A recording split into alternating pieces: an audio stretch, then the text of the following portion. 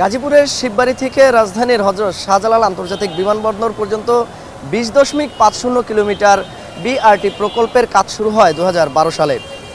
একে একে কেটে গেছে প্রায় এক যুগেরও বেশি সময়, কিন্তু সময়ের কাজ ছিল 2012 সাল থেকে 2016 সাল পর্যন্ত ধরা হলো। পরবর্তী সময়ে কিন্তু একাধিকবার আর্থিক যে বাজেট সেটি কিন্তু বাড়ানো হয়, এছাড়া সময়ও কিন্তু পরিবর্তন হয়।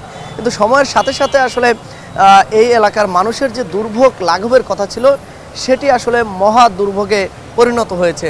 এটা তো এক ধরনের আসলে ভোগান্তি, কারণ হলো যে যেহেতু সড়ক করার পরেও যান চলাচল চলতেছে, কিন্তু মানুষজন যাত্রী তো আসলে ওইভাবে রুটের উপরে চলাফেরা করতে সিঁড়ি ব্যবহার করতেছে। সিঁড়িটা যতটুকু দরকার লিফট দিছে, লিফটও তো দরকার ছিল। যে এখানে ময়মনসিংহ ঢাকা গাজীপুর যে একটা মহাসড়ক, সড়কটা অনেক জনগণ চলাচল করে।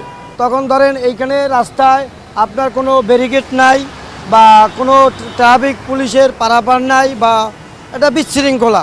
এখানে যেমন সিঁড়ি দিলে অনেক মহিলারা নামতে পারে, সুন্দরভাবে বাচ্চা কাচ্চারা নামতে পারে, কিন্তু কোনো পরিবেশ নাই। যে যেভাবে পারে সে সেভাবে নামে।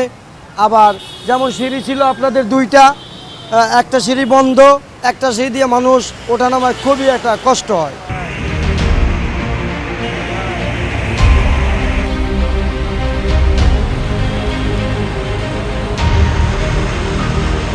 টানা সপ্তমবারের মতো বেস্ট টিস্যু পেপার ব্র্যান্ড হিসেবে স্বীকৃতি পেয়েছে বসুন্ধরা টিস্যু। কিছুদিন আগে আমাদের নিজেরই একটা মোবাইল হারাই গেছে, মানে চিন্তাই করে নিয়ে গেছে।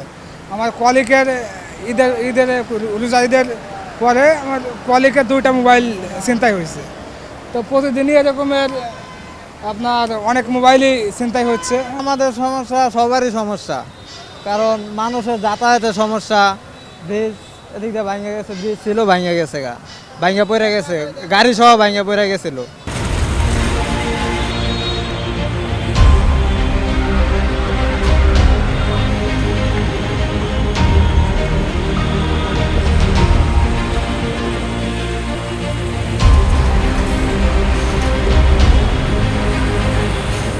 দেখেন কি অবস্থা, দেখেন আপনি নিজে দেখেন।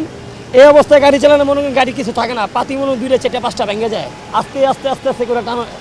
সুবিধা হলে কি আপাতত পানিটা যদি টান দিয়ে হালকা করে কোনো রকম ঢালাই দিলে সুবিধা হতো, তাহলে মনে করেন এই জায়গায় জামটা লাগতো না। দেখেন ওই মোড়টার ভিতরে জাম, পুরা অনেক জাম লেগে রয়েছে।